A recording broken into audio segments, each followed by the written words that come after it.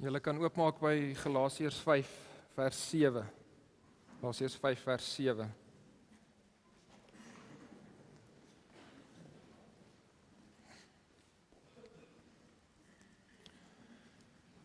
En is net heerlik om so by mekaar te kan kom op 'n Sondag en saam te sing en soos wat ek daar aan die kant gesit het ek ook net oor hulle gesigte gekyk soos wat ons sing ook en hoe dit ook net my eie hart aanspoor en verwarm het en dankbaar daarvoor, dankbaar vir die gemeente wat ons kan deel wees van mekaar.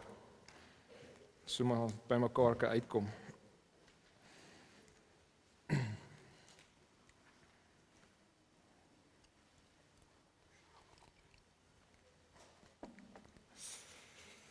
In basies enige sport, en ek sien hierdie een is nog nie aan nie, so nou moet ek hom eers aansit.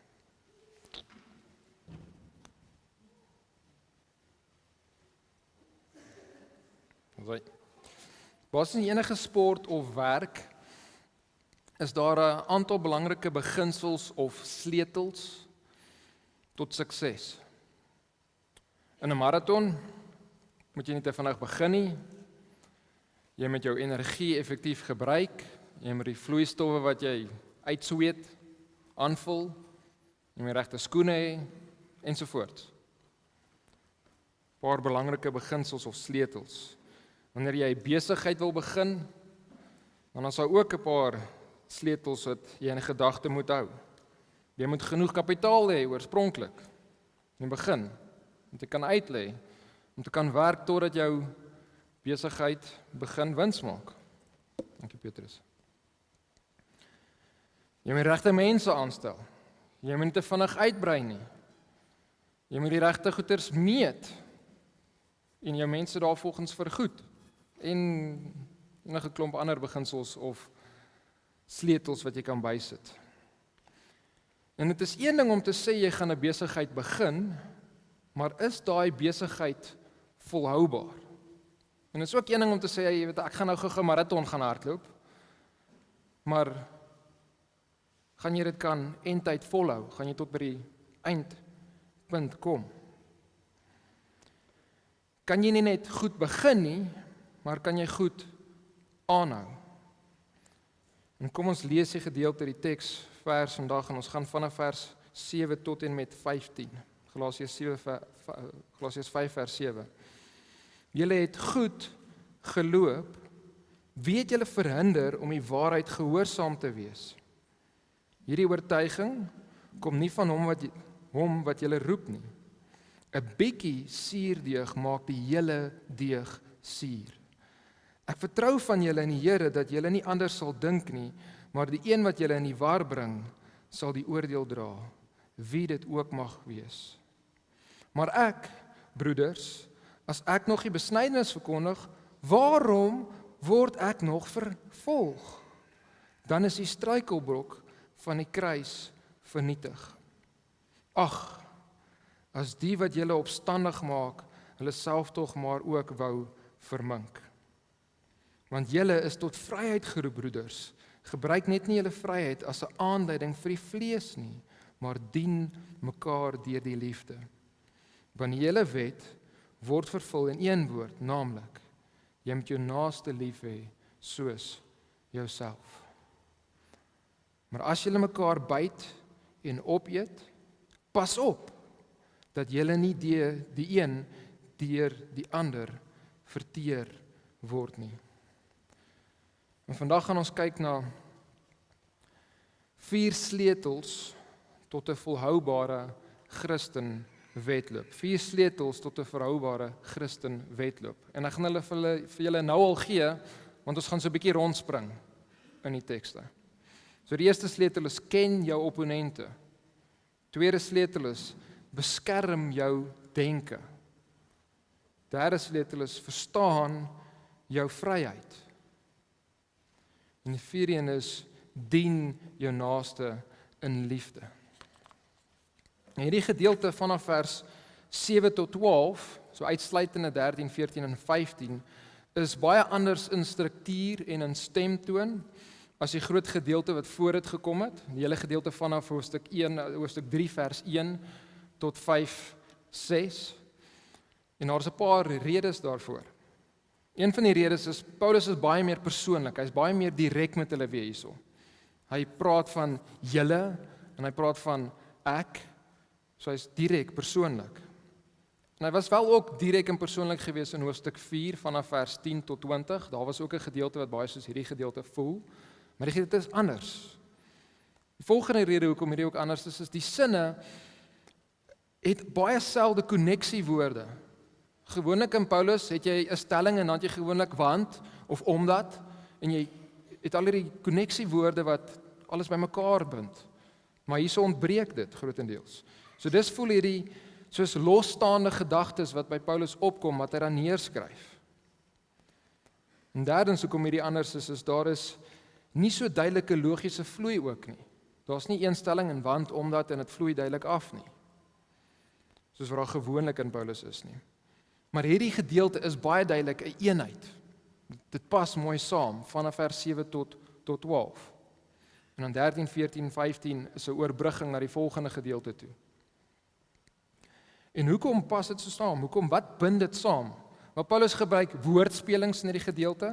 Hy gebruik 'n gesegde, hy gebruik sarkasme en hy gebruik ironie. Alles in hierdie gedeelte. Dit is retoriek hierdie. Dit is amper 'n spotrede wat Paulus hier mee besig is. Hy gebruik van die retoriese metodes van hulle tyd om 'n baie sterk saak te maak teen die valsleraars, teen hulle vyande. En om amper met hulle te spot. In die manier hoe hy kommunikeer hierso. En op dieselfde manier verdedig hy ook die aanvalle wat hulle teen hom gebring het, verdedig hy homself mee. So Paulus begin aan vers 7. Julle het goed geloop, of ons kan sê gehardloop. Toe Paulus by hulle was, het hy die evangelie vir hulle verkondig. Hulle het die evangelie ontvang, hulle het dit aanvaar en hulle was gered daardeur. Hulle het ook weggedraai van ander forme van redding af, van ander geloof af. En hulle het ook weggebegin draai van hulle sondige leefwysens af. Hulle het goed begin. En hulle het selfs Paulus gehelp ook. In hoofstuk 4 vers 15 sê dit, want ek getuig van julle dat julle, as dit moontlik was, julle oë uitgegrawe en vir my sou gegee het. Paulus het een of ander fisiese probleem met sy oë gehad en hulle was bereid om enigiets te doen om hom te help. So die ouens het ongelooflik goed begin. En wat die prentjie wat Paulus hier skep vir ons in vers 7 is 'n prentjie van iemand wat hardloop om 'n baan. Iemand wat besig is met 'n wedloop. En 'n wedloop was een van Paulus se gunsteling beskrywings vir die Christen lewe. Hy gebruik dit op 'n hele aantal ander plekke. So hierdie ouens het goed begin in hierdie Christen wedloop. Hulle het goed gehardloop om die baan. Maar hulle hardloop nou nie meer so goed nie. Hy sê julle het goed geloop. En die gevaar om uit te val, uit te sak, te verslap in die wedloop is daar vir ons ook, net soos vir hulle. En dan in hierdie gedeelte gee Paulus vir hulle en vir ons die sleutels tot 'n volhoubare Christen wedloop. Hoe kan ons dit regkry om te volhard en aan te hou in hierdie wedloop? En ons eerste sleutel is ken jou opponente. Kyk na vers 7 weer. Julle het goed gehardloop. Wie het julle verhinder om die waarheid gehoorsaam te wees? Nou Paulus vra nie hierdie vraag omdat hy nie die antwoord geken het nie. Dit is nie asof hy het nie geweet wie dit is wat dit doen nie. Hy stel hier 'n vraagvorm sodat hulle geforseer word om self hierdie mense te gaan identifiseer. Hy wil hê hulle moet dink oor wie is dit? En hulle moet dan sê dis hierdie spesifieke persone. So Paulus beskryf die opponente vir hulle in hierdie hele gedeelte. En party van dit op 'n direkte manier en ander so 'n bietjie meer indirekte maniere. En hy gee vir hulle kenmerke van hulle opponente. Kenmerke. So 'n paar kenmerke van die opponente. En die eerste een is hulle verhinder jou in jou wedloop. Hulle verhinder jou in jou wedloop. Hierdie valsleraars het die Galasiërs verhinder, is die woord wat daar gebruik word. Hierdie woord is letterlik insny. Dit kan gebruik word van as jy 'n pad het en daar's 'n stuk ingesny, uitgesny, weggesny van hierdie pad en jy kan nie meer aangaan nie. Of hierso is dit, jy is besig in jou wedloop, in jou baan, en jou opponent kom en hy sny in. Hy sny jou af. Hy verhinder jou dat jy nie meer kan aanhou hardloop nie. En ek het 800 meter gehardloop en veral by die wegspring is dit presies wat gebeur. Die ouens sny mekaar af, hulle druk mekaar in, hulle verhinder mekaar. Dis die prentjie hierso. Hulle forceer jou, hulle sny in, hulle forceer jou om van koers af te gaan, om van rigting af te gaan, en hulle wil selfs kyk of hulle dit so jou kan kry om op te hou hardloop, om jou heeltemal van die baan af te druk. Maar Paulus mag ook dalk hierso woordspeling gebruik, want die woord sê letterlik insny. Hy praat van insny, en die valsleraars het hierdie insnywerk gedoen deur om 'n stukkie af te sny. So daar's hierdie woordspeling met die idee van sny, en dit gaan dwars deur die hele gedeelte tot in vers 12. Is daai woordspeling daar. So, hulle probeer insny deur die besnydenis. Maar waarvan verhinder hulle die Galasiërs? Wat is dit wat hulle probeer stop om te doen, te verhinder? Kyk na die res van die vers. Hulle sê, julle het goed geloop, wie het julle verhinder om die waarheid gehoorsaam te wees? Dis waarvan hulle verhinder. Die valsleraars het die Galasiërs verhinder in hulle gehoorsaamheid aan die waarheid. En Paulus bedoel hierso die gehoorsaamheid aan die waarheid van die evangelie. Stylik die waarheid van die evangelie waarna hy verwys. En hierdie is presies wat jou opponente, my opponente, valsleraars en die wêreld wil doen. Hulle wil ons van koers afdruk. Hulle wil ons kry om weg te draai van gehoorsaamheid aan die evangelie. En hierdie valsleraars kom nie van buitekant af nie, buitekant die wedloop af nie, hulle kom van binnekant af. Hulle is saam met jou op die baan. Hulle sê hulle hardloop saam met jou. Hulle kom van binnekant die kerk. Hulle glo baie van dit wat jy glo. Sal hulle sê dit is wat hulle glo. Maar hier en daar wyk hulle net daai bietjie af en hulle is besig om daar in jou te probeer verhinder, jou af te sny, jou te stop. So die eerste kenmerk van jou opponente is hulle verhinder jou in jou wedloop. Die tweede kenmerk is hulle kom nie van God af nie. Kyk na vers 8. Hierdie oortuiging kom nie van hom wat julle roep nie. Die valsleraars het hulle probeer oortuig om iets anders as die evangelie te glo en te gehoorsaam. Hulle het die Galasiërs probeer oortuig van die noodsaaklikheid van besnydenis. Maar hulle en hulle lering, altyd daai, hulle self en hulle lering kom nie van God af nie. Dit kom nie van hom wat julle roep nie. En een wat julle roep is duidelik God. God is een wat ons roep. En hierdie roeping is God se effektiewe roeping tot redding. Ons was geestelik dood. Efesiërs 2. En ons kon nie reageer nie. As ek in die begrafplaas instap en daar's ouens in die graf en ek gaan praat met hulle en ek sê vir hulle ouens kom saam met my, kom ons gaan hardloop. Gaan niks gebeur nie, jy kan nie reageer nie. Dis waar ons was, geestelik dood. Maar God roep ons op so 'n manier dat ons lewendig word, geestelik lewendig word. En dat ons wil reageer op sy roeping. En hoe reageer ons? Ons reageer in geloof. En na ander prentjies soos Jesus vir Lazarus fisies uit die dood uit opgeroep het, hy was dood, hy kon nie reageer nie, Jesus roep hom tot lewe en hy staan op, hy reageer. Net so op 'n geestelike manier kom God en hy roep ons wat dood was geestelik en hy maak ons lewendig en ons reageer. Lazarus kom uit, ons glo. So die valsleraars, jou opponente, is nie van God af nie. God roep jou uit sy genade in Jesus en God roep jou tot geloof.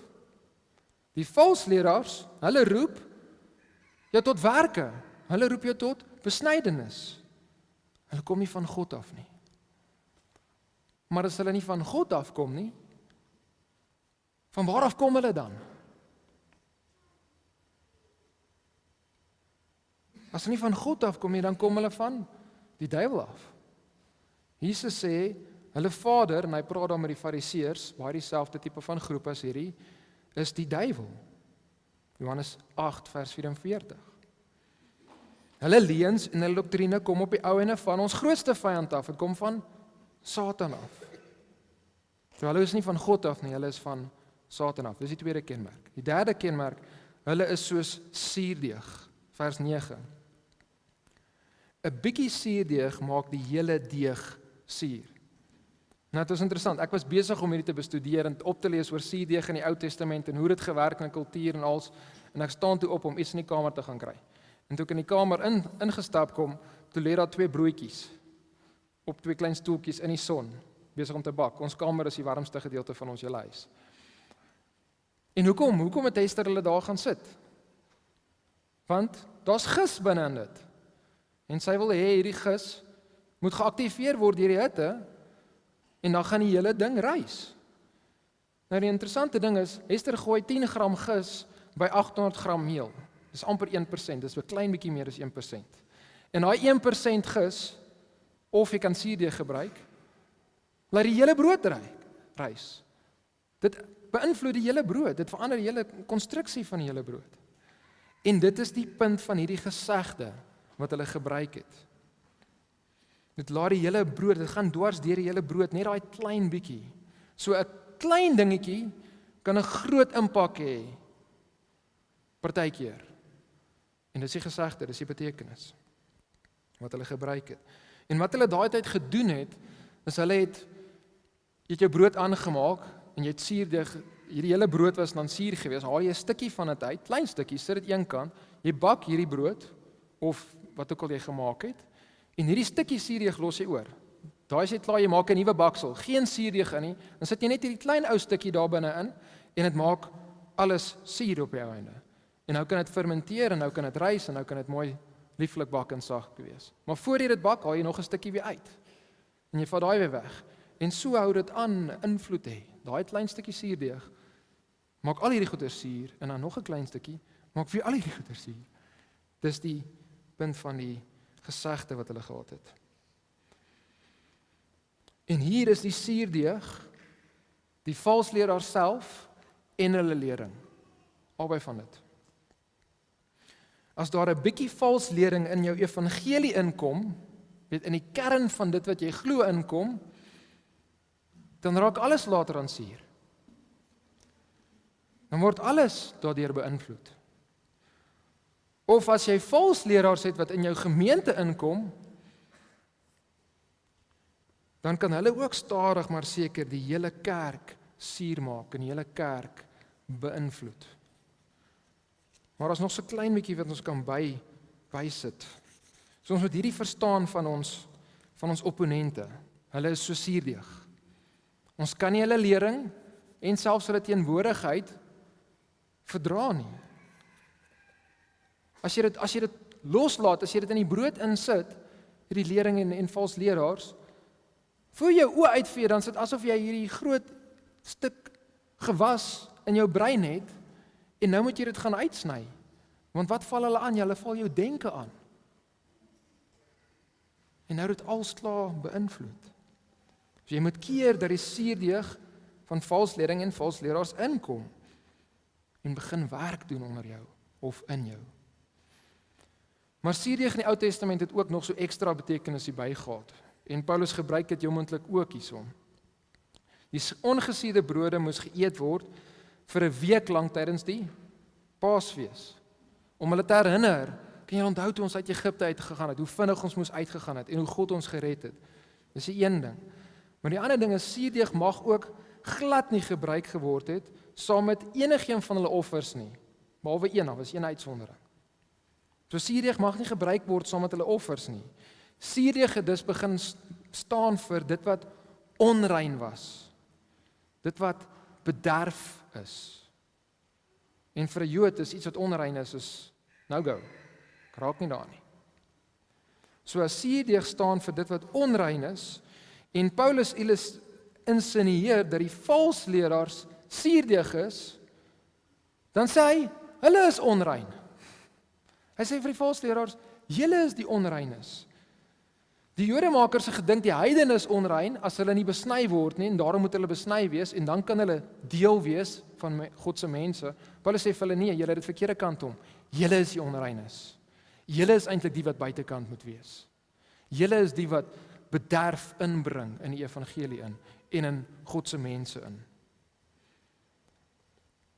Hulle moet dus eenkant gesit word, sodat die gemeente nie besmet word nie.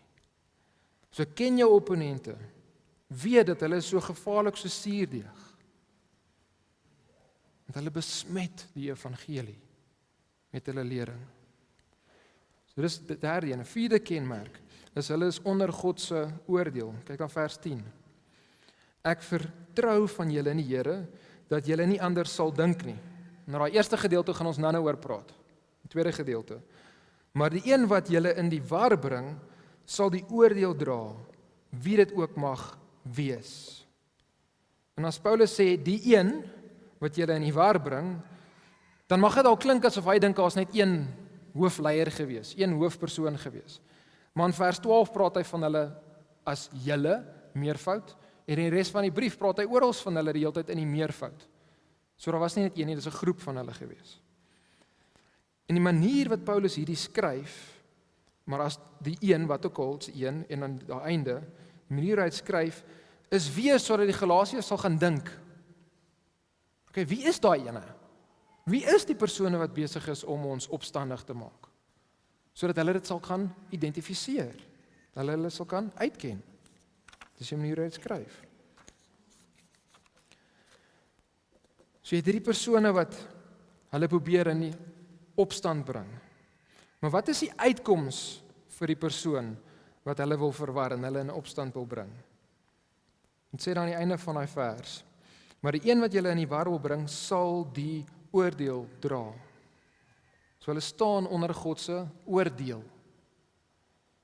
En hier praat dit heeltemal nie van oordeel nou hier op aarde nie, dit praat heeltemal van oordeel eendag as hulle voor God staan. Die finale oordeel staan hulle onder. Ons staan nou daaronder daai oordeel, maar dit fokus op daai finale oordeel. En die ding is, baie keer as ons in die wêreld kyk en ons kyk na die valse leraars, ons kyk na mense wat die evangelie gebruik om selfs hulle self daardeur te verryk, dan lyk dit asof dit so goed gaan met hulle. En dan kan ons dalk begin verward raak. Ons kan ook begin bekommerd, maar hoekom lyk dit asof dit so goed gaan? Maar ons moenie daardeur verward raak nie. Hulle staan onder God se oordeel. God sal eendag regverdig oordeel. Ons kan dit verseker weet. En ons kan ook weet, Jakobus 3 vers 1 sê, hulle oordeel gaan strenger wees, gaan erger wees, want hulle is leraars. So wanneer dit nou goed gaan met hierdie mense, moenie bekommerd raak nie, onthou, hulle staan onder God se oordeel. En Paulus eindig dan daai vers, en hy sê, wie dit ook mag wees, wie dit ook mag wees. En hy's weer eens nie besig om te sê, jy weet, ek weet nie eintlik wie dit is nie. Hy's besig om vir hulle te sê, maak nie saak wie dit is nie. Maak glad nie saak wie, hierdie kan die belangrikste persoon in jou kerk wees. Maak nie saak nie. So as enige persoon God se mense verwar ten opsigte van die evangelie, dan sal hy of sy onder God se toorn val. God sal regverdig oordeel. En dis is 'n boodskap in hierdie gedeelte aan die valsleraars. Die boodskap van Paulus se kant af is: draai weg. Julle gaan deur God veroordeel word. Julle val onder God se oordeel. Draai weg, bekeer julleself en hou aan die evangelie alleen vas. En nie ook in besnydenis nie. So dit was die eerste 4 en nou is al 'n 5de en 'n laaste beskrywing of eienskap. Hierdie opponente vervolg die ware verkondigers van die woord. Hulle vervolg die ware verkondigers van die woord. Kyk dan vers 11. Maar ek, broeders, as ek nog die besnydenis verkondig, waarom word ek nog vervolg? Dit lyk, as mens hierdie lees, asof daar een of ander leuen versprei was oor Paulus. Asof hulle gesê het, Paulus het toe hy 'n fariseer nog was, voor hy gered was, het hy die besnydenis verkondig, en hy doen dit eintlik nog steeds. Met tye kies Paulus om nog steeds die besnydenis te verkondig. En hulle het probeer om die Galasiërs hiermee te wen, en hulle te draai. Maar Paulus wys die absolute belaglikheid van hierdie leuen uit, deur die manier hoe hy hierdie skryf.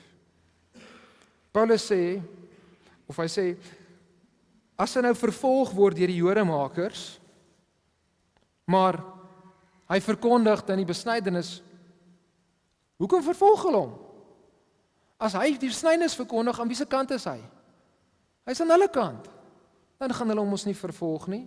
So daar's sarkasme in hierdie gedeelte. Jy kan dit so lees, maar ek, broeders, as ek nog die besnydenis verkondig, waarom word ek nog vervolg? Maak nie sin nie. Ek staan aan hulle kant. En die enigste punt wat ek nou in hierdie gedeelte net wil maak, is dat die valsleraars vervolg die ware verkondigers van die woord. Daai vervolging hierso kom van die valsleraars af na Paulus toe. En hoekom doen hulle dit? Want hulle wil aanhou in hulle eie sonde, en hulle wil aanhou in hulle eie boodskap, hulle eie vals lering. Hulle wil die ware verkondigers stil maak, sodat hulle in hulle eie sonde en hulle eie lewe kan voortgaan en aangaan. En dan kyk aan na daai laaste gedeelte van vers 11, ek gaan dit nou al hanteer. Hy sê dan daar, dan is die struikelblok van die kruis vernietig. So hy sê, as ek besnydenis verkondig, dan is die struikelblok van die kruis vernietig. Nou 1 Korintiërs 1 vers 23 help ons 'n bietjie. So dit sê, maar ons verkondig Christus wat gekruisig is, 'n struikelblok vir die Jode en dwaasheid vir die Grieke. En hierdie Griekse woord vir struikelblok is skandelon. Skandaal. Dis waar ons woord vandaan kom, ons konnekteer daaraan. Die kruis was 'n struikelblok of 'n skandaal vir Jode. Hoekom? Want wat sê die kruis? Die kruis sê hulle Messias, wat hulle gedink het hulle gaan kom red van die Romeine in hierdie geval, het dood gegaan op 'n Romeinse kruis. Dis 'n skandaal. Kan nie wees nie.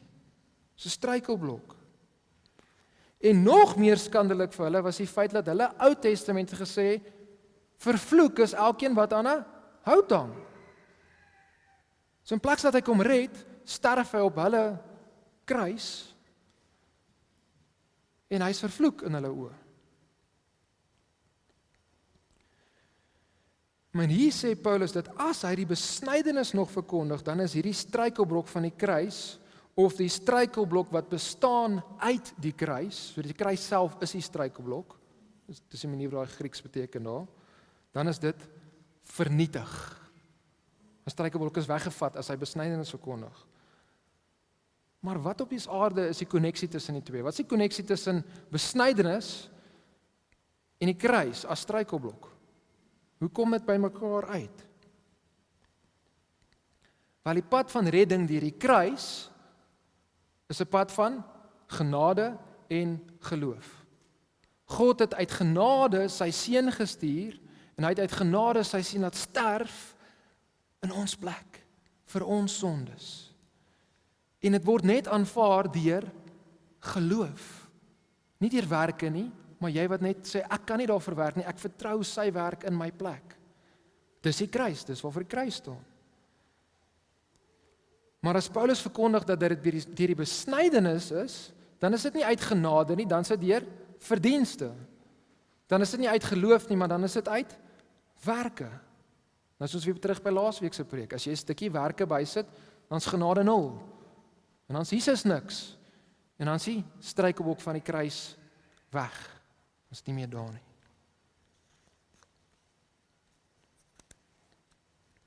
En hulle het geweet dit moet 'n struikelblok wees. So die eerste sleutel tot 'n volhoubare Christen wedloop is: ken jou opponente. Ken jou opponente. Die tweede sleutel is: beskerm jou denke. Beskerm jou denke. Reg deur hierdie gedeelte is daar 'n koneksie tussen hoe jy dink en hoe jy lewe. Tussen jou denke en jou aksies, jou dade. So wat ons nou gaan doen is ons gaan weer deur vers 7 tot 12 werk en al die stukkies wat ons nog nie gehanteer het nie, gaan ons nou hanteer. Gaan ons nou na kyk. Hy begin aan vers 7 sê: julle het goed geloop. Weet julle verhinder om die waarheid gehoorsaam te wees. Daai woord gehoorsaam, die kern van daai woord is presies dieselfde kern as die tweede woord in vers 8. So vers 8 sê hierdie oortuiging. So gehoorsaamheid en oortuiging, die hart van daai twee woorde is dieselfde. In vers 7, met daai woord gehoorsaamheid, het die idee om gehoorsaam te wees as gevolg van jou oortuiging. Dit wat jy van oortuig is, wat waar is, dit gaan 'n impak hê oor hoe jy lewe, oor wat jy gaan doen. Dit wat jy glo en oortuig is van, gaan uitvloei in hoe jy lewe. Dit wat jy dink, bepaal jou aksies. En die valsleraars en die valslering, hulle wil jou verhinder, hulle wil jou insny, hoe? Deur om jou denke, jou oortuiginge aan te val en dit te verdraai en dit reg te vat. So om in die Christen wedloop te kan volhard, moet ons die regte oortuiginge hê, eerstens, en ons moet daaraan vashou. Ons kan nie laat iemand ons afdruk van die baan af in ons oortuiginge nie. En dan interessant, Paulus gebruik presies hierdie selfde, daai kernwoord gebruik hy weer in vers 10. So hy het hierdie woordspelings wat aangaan in die gedeelte. Kyk na vers 10. Ek vertrou van julle in die Here, of hy kan sê ek is oortuig van julle in die Here, dat julle nie anders sal dink nie. Paulus is oortuig dat hulle sal bly staan in die waarheid. Hy is seker dat selfs al word hulle verhinder, selfs al word hulle terwyl hulle hardloop 'n bietjie rondgestamp op die baan, gaan hulle aanhou en gaan hulle tot by die einde kom. Hy is oortuig daarvan, hy het vertrou in hulle. Maar hoekom kan Paulus so seker wees?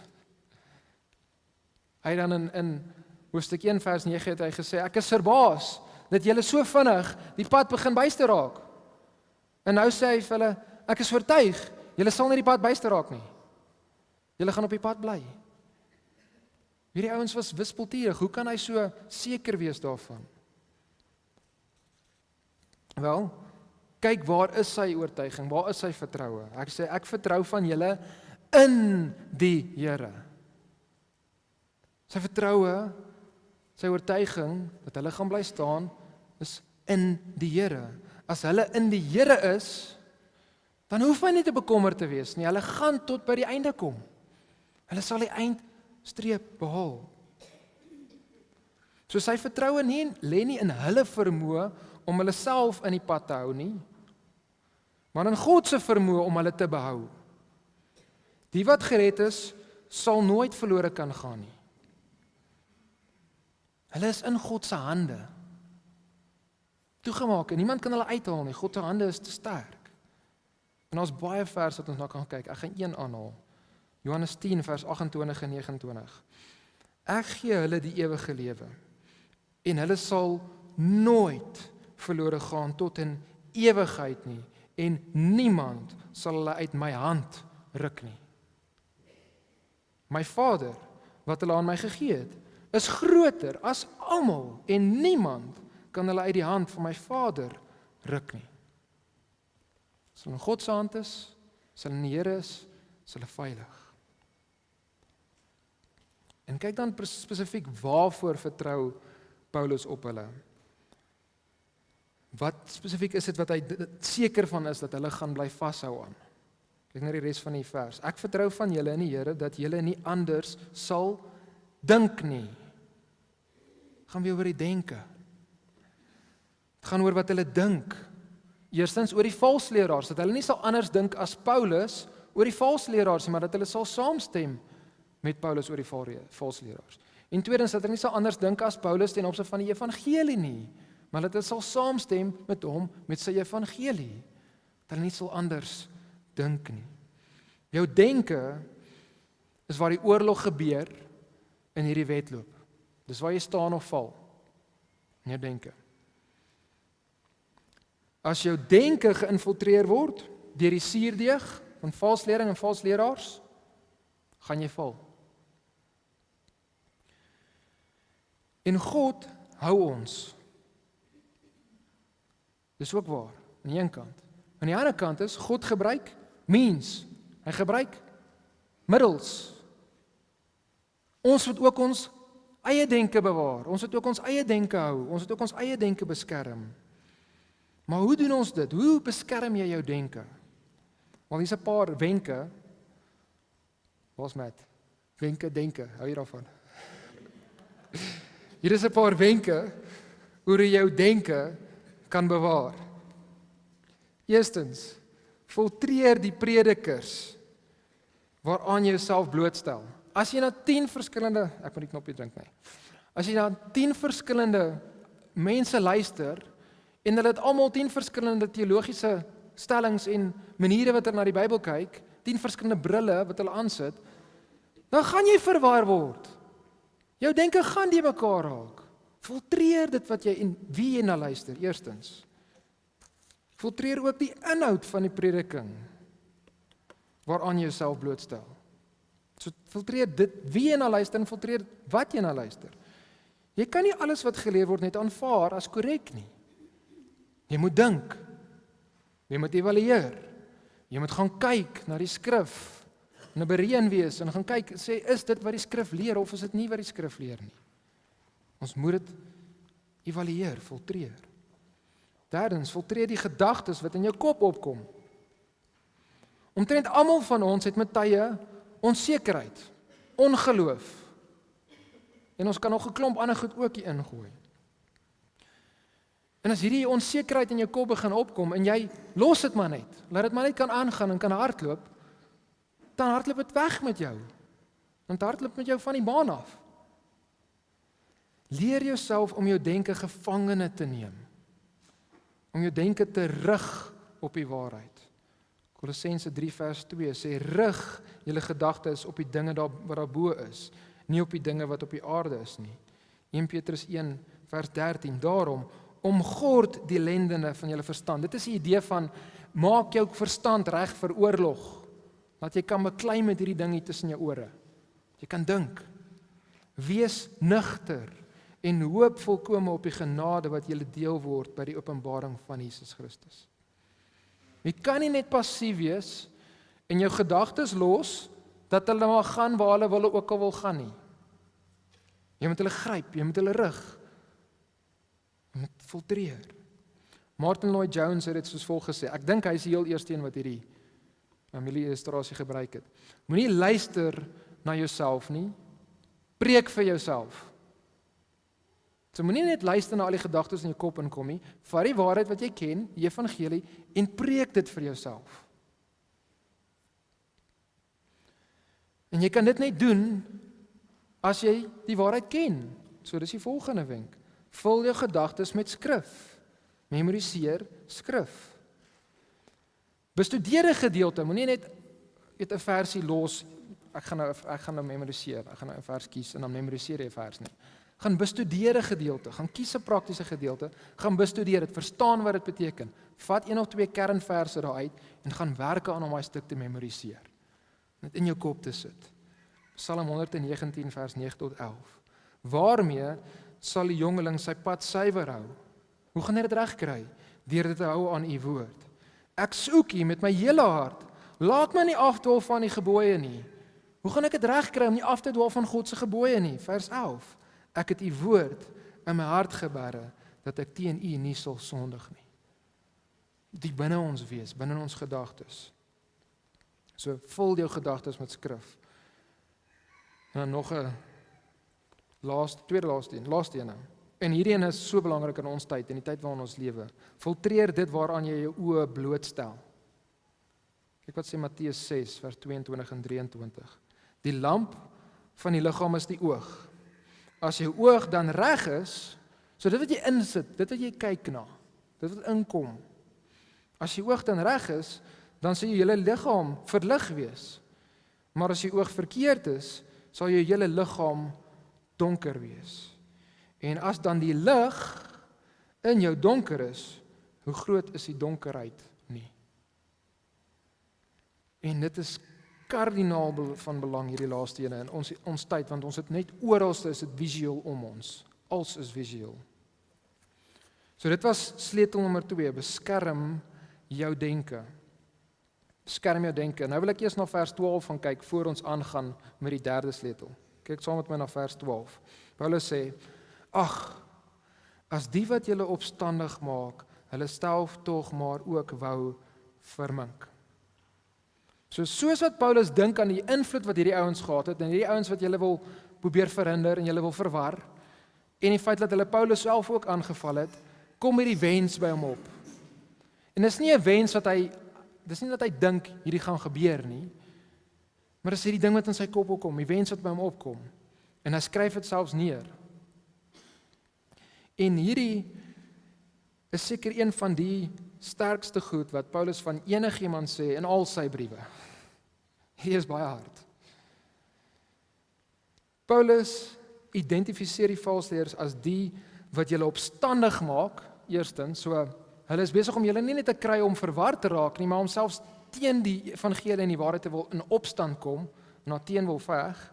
Dis die een kant. En dan sê Paulus dat hy wens, en hierdie is wat hy wens hulle sou doen, dat hulle tog maar ook wou vermink, hulle self tog maar ook wou vermink. Nou hierdie is baie hard as gevolg van daai woord vermink. Letterlik in die Grieks sê dit om hulle self af te sny. Dis wat dit is, die woord beteken. En hierdie is sarkasties. Hy sê basies, julle wil net die vooruit afsny, maar ek wens julle wil sommer alles afsny. So hierdie praat van om jouself te kastreer, dis die woord. Die woord word so gebruik in die Ou Testament. En Paulus is sarkasties. Hy sê, as julle dink dat daar reddingswaarde, daar's waarde daaraan om 'n klein stukkie af te sny, hoekom sny jy nie dan alles af nie? Dis mos al meer waarde. As jy mos nou meer gered en as jy nog meer aanvaarbaar voor God. En hier selfs 'n koneksie met 'n vals geloof wat in daai area gehou was of gedoen was. In die aanbidding van die godin Cybele het die manlike priesters hulle self gekastreer. Dis hulle gedoen het en dit is net noord van Galasië, die area waarvoor hy skryf wat hierdie gebeur was. Paulus sê dus, as julle wil dink soos heidene, want dis hoe heidene dink. Heidene dink, ongerendes dink, ons red onsself deur ons werke. Ons kan sekere goeders doen om onsself te red.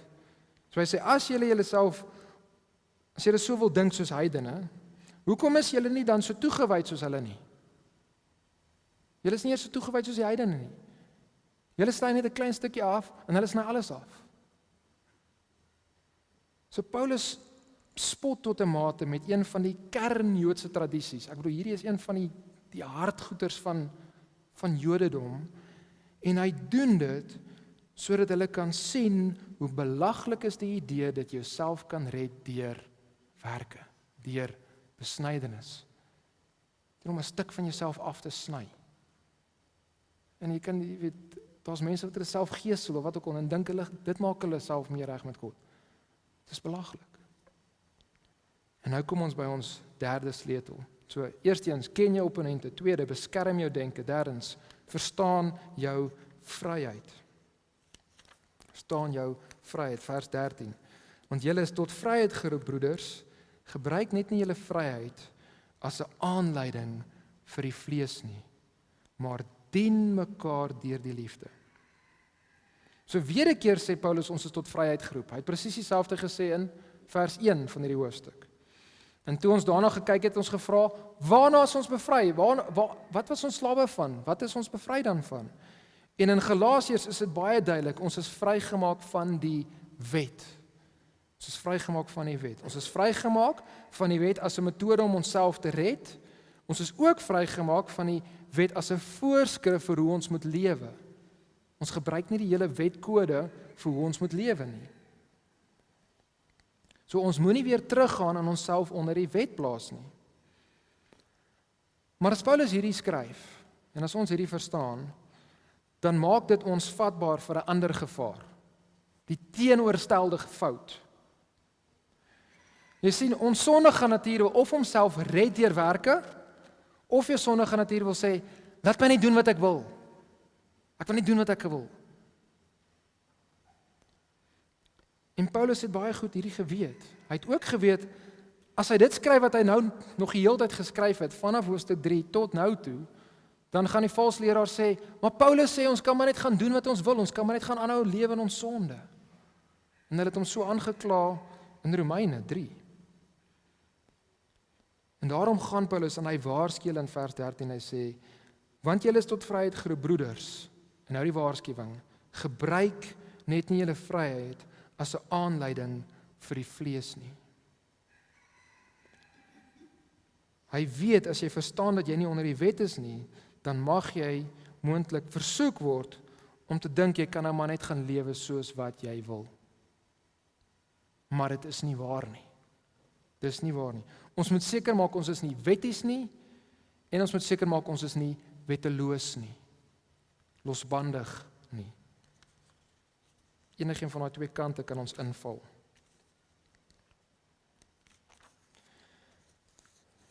So ons kan nie en ons mag nie die begeertes van die vlees bevredig nie.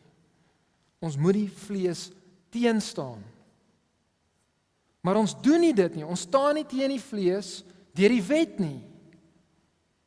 Ons gebruik nie die wet om teen die vlees te veg nie. In die volgende weke, die weke wat kom, gaan ons sien hoe veg ons teen die vlees. Wat gebruik ons om teen die vlees te veg? Wat is ons riglyn as ons nie die wet het nie? Wat gee vir ons rigting? Wat help ons in hierdie veg? Vir nou wil ek net hê jy moet verstaan, vryheid beteken nie vry om te sondig nie. Dis nie wat vryheid beteken nie. Vryheid is nie, jy kan hom net gaan doen wat jy wil nie. Ons kan die Christenlewe op die volgende manier illustreer. Christenlewe is soos om by 'n groot vallei aan te kom. En aan die ander kant is daar die berge van die ewigheid. En hier's 'n dun paadjie wat in die middel afstap. Aan die een kant is daar stroom water, die stroom van wettiesheid. En hierdie stroom, as jy na hom kyk, dit lyk pragtig, dit lyk silwerskoon, dit lyk mooi. Maar as jy daar sou inval, dan kom jy agter, dit is so diep en die stroom gaan so sterk dat jy kan nie oorleef nie. Dit trek jou onder en dit slaan jou stikkend op die wette. Jy kan nie dit maak nie. En aan die ander kant is 'n ander stroom. En hierdie stroom lyk aantreklik. Dit lyk goed want die water is rustig. Water is stil, dit lyk maklik. Maar as jy daar so inval, gaan jy vinnig agterkom, maar dit is vol gif. Dis besoedel. Dit lei ook net na die dood. Dit kan jou ook nie tot by die berge bring aan die ander kant nie. En dis presies, ons stap op daai paadjie in die middel en ons moet versigtig wees dat ons nie inval in wettiesheid of wetteloosheid nie. Ons kan een van daai twee rigtings maklik inval. En Galasiërs 3 vanaf vers 1 tot 5:12 verduidelik vir ons die gevare van die stroom van wettiesheid. En nou die volgende gedeelte, Galasiërs 5 vanaf vers 13 tot 16, verduidelik vir ons die gevare van wetteloosheid, van die vlees. En hoe ons hierdie ene kan veg, is klaar oor gepraat.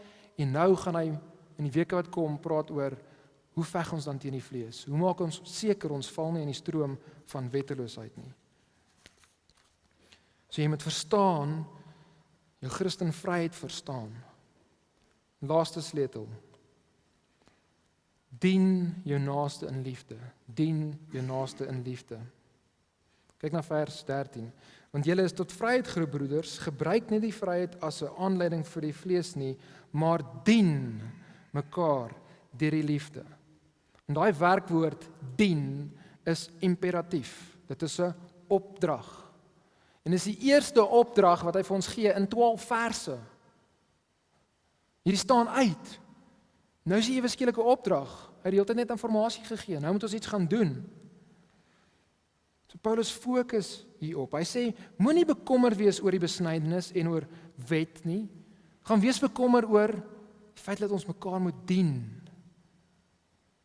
En daai werkwoord dien is die werkwoordvorm van 'n selfstandige naamwoord in die Grieks wat ons almal ken. Ons ken dit goed. Dis maar nie so hond se naam. Doulos, slaaf. Ons is dus vry om slawe te wees. Hy is besig om daai kontras in hierdie vers op te stel. Julle is vry, gaan slaaf mekaar, dien mekaar, gaan wees slawe van mekaar. Ons is slawe van mekaar deur die liefde. Ons moet liefdevolle dade hê ten opsigte van mekaar. En as dit sê dien mekaar deur die liefde, daai woord deur, dan bedoel Paulus dat die liefde is eerstens die motivering vir dit wat ons doen. En tweedens, die liefde is die beskrywing vir dit wat ons doen. Dis eenmoontlik daai volledige prentjie. Dit sê hoekom ons dit doen en hoe dit moet lyk. En vanuit ander plekke van die Bybel weet ons ook dat dit ons liefde vir God is wat maak dat ons liefde vir naaste het, dat ons ander sal wil dien in liefde. En ons weet ook dit is God se liefde vir ons wat ons verstaan en wat ons sien wat maak dat ons liefde vir God het. Ons het hom lief want hy het ons eerste lief gehad.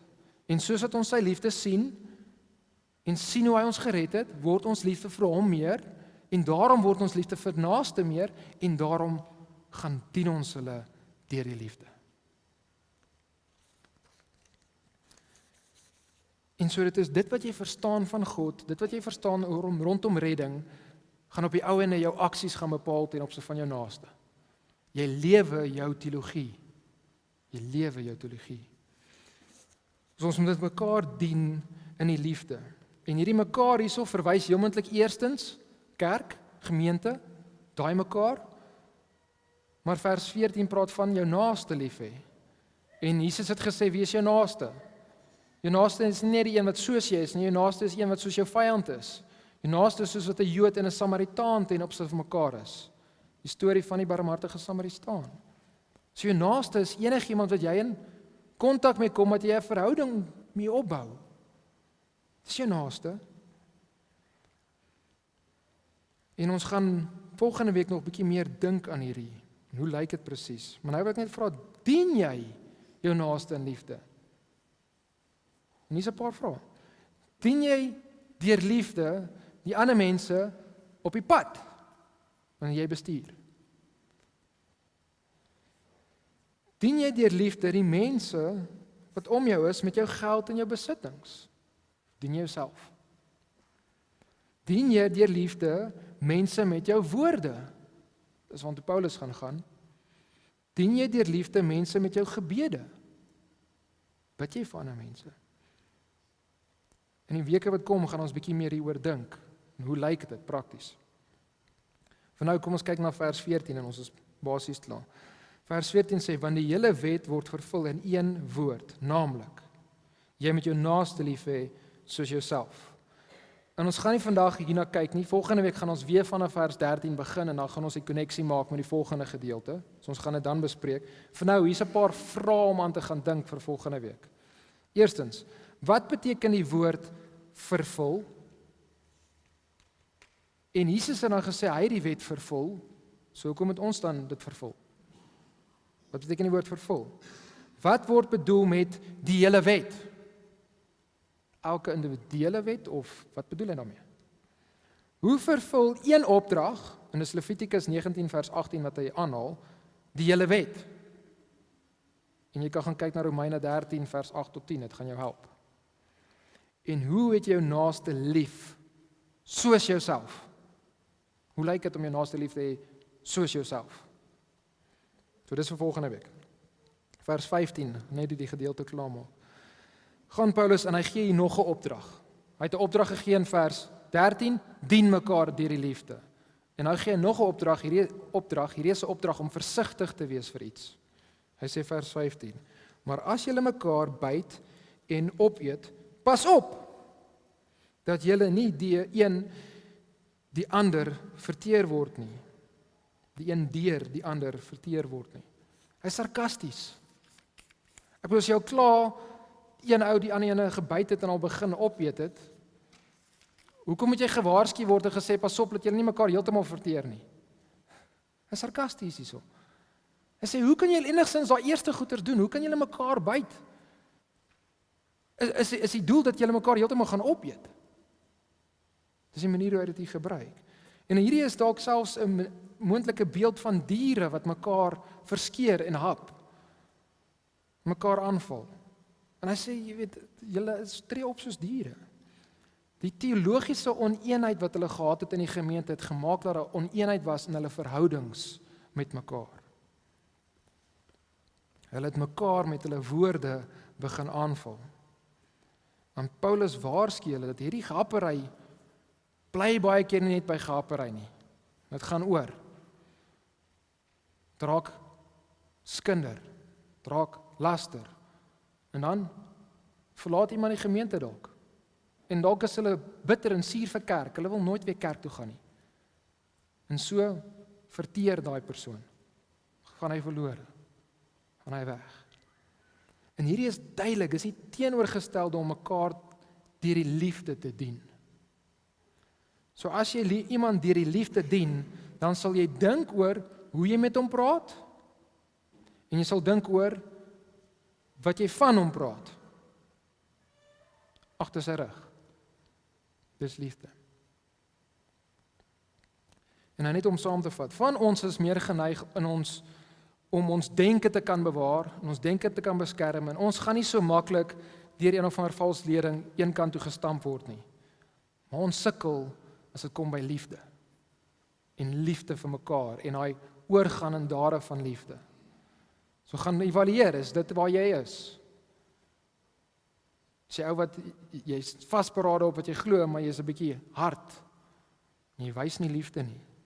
Of die teenoorgestelde, van ons is baie maklik, liefde kom vir ons maklik, dis ons maklik om met mense lief te hê. Maar weet wat, ons gaan selfs vals leraars lief hê, ons gaan hulle ook inbring, en ons gaan met hulle ook gemeenskap hê, en dis nie vir ons 'n probleem nie. En ons sukkel weer meer om ons gedagtes te bewaar. En ons gedagtes kan maklik met ons weghardloop. En jy het nodig om weer te gaan kyk na die opponente en gaan besef, hierdie is suurdeeg. Dis gevaarlik, jy speel nie hiermee nie. So gaan evalueer jouself. Kyk wat is een van hierdie 4 sleutels, hierdie 1, 2, 3, 4 wat jy in kort kom. En dan gaan werk daaraan. Uit liefde vir God, wat oorgaan uit liefde vir naaste, om dan te gaan verander in daai areas, in daai sleutels. Hoekom? Sodat ons kan aanhou, volhard, tot by die einde kom van ons wedloop. Kom ons sluit af in gebed. Here, ons dankie vir u woord en u woord wat so duidelik is. Here, help ons om die woord reg te kan verstaan, want dit is maklik om met tye in die stroom van wettiesheid in te val en te dink ons moets en ons moenies maak ons reg met u en hou ons verhouding met u. Here, in ander tye is dit ook weer so maklik om te dink dat ons kan maar net gaan doen wat ons wil. Ons hoef nie te werk om ons redding uit te werk nie, Here. Help ons, Here, om in die middelpaadjie, die nou paadjie te kan bly. Help ons ook in ons interaksie met mekaar, dat ons mekaar sal aanspoor en mekaar sal bemoedig. En mekaar sal oproep om aan te hou in die middelhardloop, Here, in die paadjie, in die pad, in die wedloop te voltooi, Here, en dat ons sal bereid is om oop te wees, dat iemand anders te ons kan kom aanspreek en sê, broeder, ek dink jy is besig om die pad byster te raak. Help ons, Here, om uit liefde vir mekaar, met mekaar te kan gaan praat en ons sondes mekaar uit te kan wys en uit liefde mekaar te kan gaan dien ook, Here. Want u het ons eerste lief gehad, u het gekom en u het ons gedien deur u seun Jesus Christus. Mens geword het, gehoorsaam was, verneder was, tot op die kruis, Here, vir ons sondes. Ons dank U, Here, vir Jesus en help ons, Here, dat ons dankbaarheid sal oorgaan in dade van liefde. Ons bid dit in die naam van ons Redder Jesus. Amen.